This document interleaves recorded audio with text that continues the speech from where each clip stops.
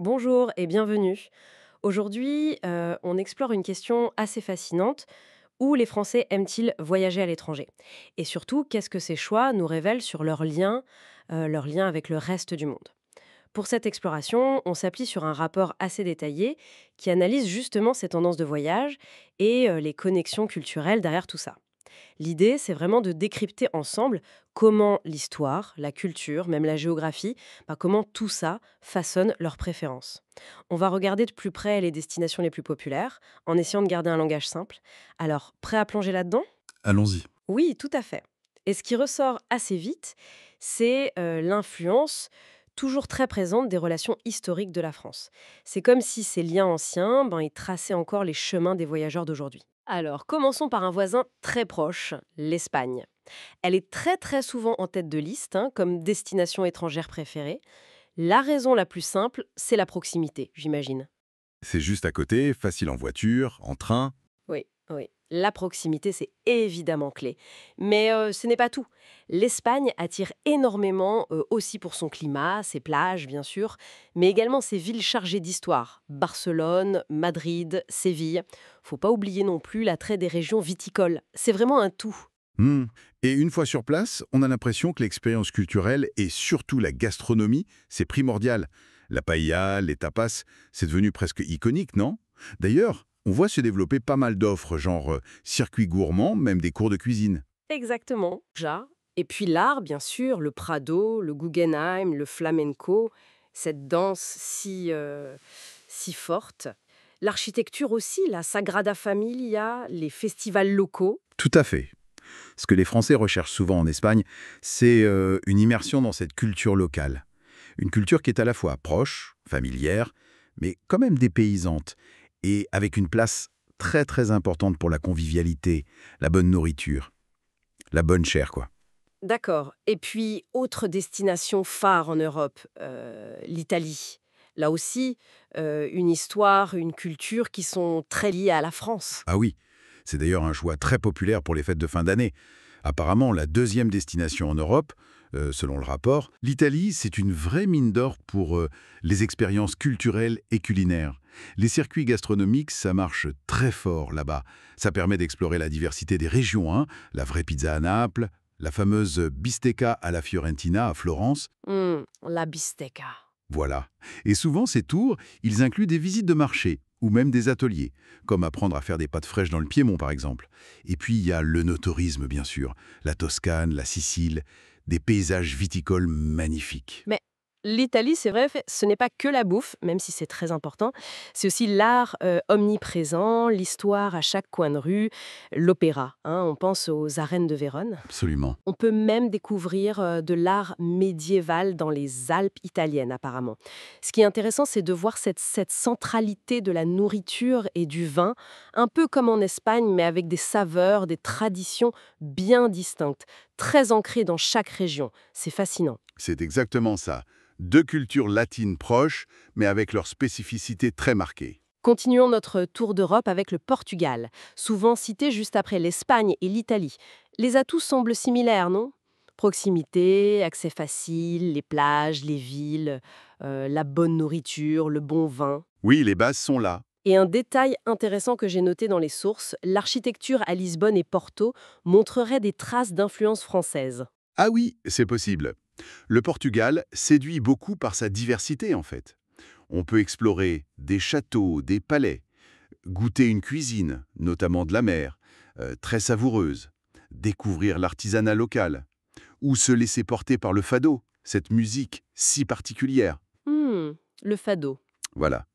Il y a aussi des circuits culturels, hein, axés sur l'architecture, l'histoire de l'art, des sites UNESCO comme Évora, des festivals aussi, comme le Festival médiéval d'Obidos, et bien sûr, des possibilités de rando, de nature. C'est très varié. Et le mot-clé qui revient pour le Portugal, c'est authenticité. Les Français chercheraient des expériences plus vraies, personnalisées, et ils apprécient le contact avec les habitants. Est-ce qu'on retrouve ça aussi ailleurs? C'est une excellente question. Justement, sortons d'Europe, direction le Maroc. C'est la destination numéro un hors Europe pour les Français. Les chiffres sont assez fous, presque 4,9 millions de visiteurs français en 2023. C'est énorme, plus d'un tiers de tous les touristes étrangers là-bas. Pourquoi cet engouement? Il y a plusieurs raisons qui se combinent. La proximité géographique, encore une fois, c'est juste de l'autre côté de la Méditerranée, c'est pas très loin. C'est vrai. Ensuite, les liens historiques, bien sûr. Le passé du protectorat français a laissé des traces, notamment la langue. Le français est encore très parlé, ce qui facilite énormément les choses pour un voyageur français. Oui, ça aide. Et puis, ce mélange culturel unique, cette impression d'exotisme, mais un exotisme accessible, proche, combiné à des options de voyage souvent abordables, même si on note une tendance à chercher plus de qualité maintenant. Tout ça rend le Maroc hyper attractif. D'accord. Et dans le détail, quelle ville attire le plus? Marrakech reste indétrônable, j'imagine, avec les souks, les palais, la médina. Oui, Marrakech reste la locomotive. Mais d'autres villes montent bien, comme Essaouira, sur la côte, appréciée pour ses plages, l'ambiance un peu artiste, les fruits de mer. Ah oui, sympa. Et Fès aussi, avec sa médina médiévale incroyable, son histoire. C'est peut-être ça le succès du Maroc, ce mélange d'exotisme et de sentiment de sécurité quand même, grâce à de bonnes infrastructures. Un dépaysement maîtrisé en quelque sorte. Intéressant. Alors, maintenant, grand écart. On part en Asie.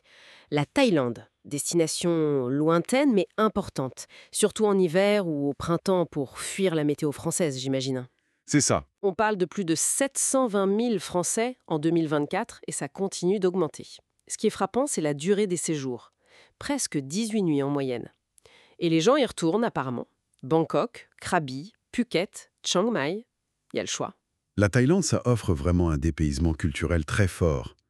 Les expériences culinaires sont centrales, bien sûr. Découvrir la street food, la cuisine de rue, à Bangkok notamment. Goûter le pad thai, la soupe tom yum goong. Incontournable. Voilà. Les massages thaïlandais traditionnels. Assister à un combat de Muay Thai, la boxe thaï. Naviguer sur les marchés flottants, c'est aussi des classiques.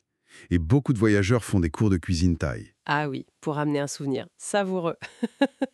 Et côté histoire, il y a des choses à voir? Et puis explorer Chiang Mai dans le nord, c'est s'immerger dans les traditions Lana, visiter des temples magnifiques, uniques. Donc, ce qui distingue vraiment la Thaïlande des destinations plus proches, comme l'Europe ou le Maroc, c'est peut-être cette immersion dans un univers culturel, spirituel complètement différent. Ce côté très dépaysant. Oui, je pense que c'est une excellente analyse. Le niveau de dépaysement est beaucoup plus intense et c'est sans doute un attrait majeur pour ceux qui choisissent d'aller si loin. Restons dans les voyages au long cours avec le Canada. Une autre destination populaire où les séjours sont longs aussi, 16 nuits en moyenne. Qu'est-ce qui attire les Français là-bas, à part les grands espaces? Les sources mentionnent un intérêt pour la culture autochtone, Ah oui, la gastronomie locale, les boissons aussi, et bien sûr le patrimoine naturel et historique. Et puis, il y a cet avantage énorme, la langue française, surtout au Québec. Ça facilite beaucoup de choses. c'est sûr. Si on regarde Québec-Ville, par exemple, c'est une porte d'entrée culturelle francophone hyper riche. Musées, galeries, plein de festivals. L'hiver, il y a des trucs uniques comme l'hôtel de glace. Ah oui, le fameux. La scène musicale est très vivante aussi, avec les bars de chansonniers. Et on voit monter un intérêt vraiment net pour le tourisme culturel autochtone, pour découvrir les cultures des Premières Nations. Justement, le rapport donne des exemples précis au Québec, avec le peuple Huron-Wendat près de Québec. Beaucoup d'expériences sont proposées en français d'ailleurs. La promenade nocturne Onwa Lumina, Oui, un powwow. C'est fascinant ce mélange, non? Le familier de la langue et la découverte de cultures complètement différentes. exactement. C'est une facette du Canada qui séduit de plus en plus. Cette possibilité d'un dialogue interculturel facilité par la langue commune. C'est assez unique. Bon, on termine ce tour du monde en revenant en Europe chez un autre voisin, le Royaume-Uni. Destination populaire aussi. D'ailleurs, la France est le plus gros marché européen pour le tourisme britannique. 3,2 millions de visites en 2023. Qu'est-ce qu'ils y font, les Français? Alors, en priorité, manger au resto, visiter les grands monuments, faire du shopping, ça, c'est la base. Les classiques. Voilà. Mais quand même, la moitié visite aussi les musées, les galeries, les parcs, les châteaux. Il y a un intérêt culturel certain, Et l'image du RU, elle est comment? plutôt positive, d'après les sources.